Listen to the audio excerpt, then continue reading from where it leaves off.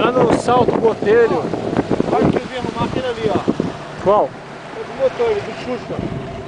Aquele barco do Xuxa? É, aquele lá é meu amigo. Seu amigo. É o que você pega? É, eu uso direto aí. Agora vamos conhecer a Cachoeira do Salto Botelho. Opa! Pra quem não conhece aí, vamos apresentar. Chegando próximo à Cachoeira do Salto Botelho. Dá um alô pra galera aí, Vitão.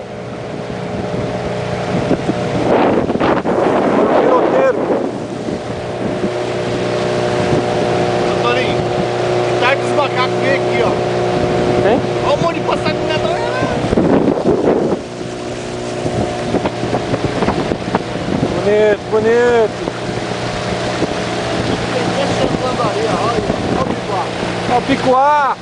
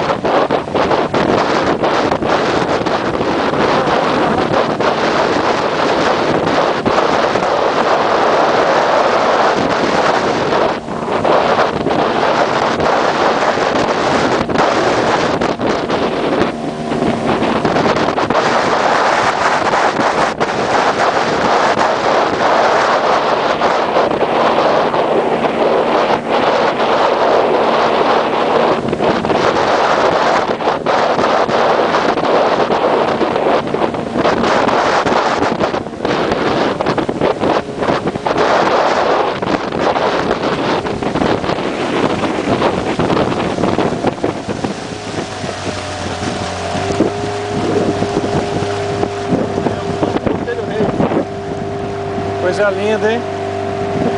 Cachoeira lá em cima, ó. Bonito, né, Vitor?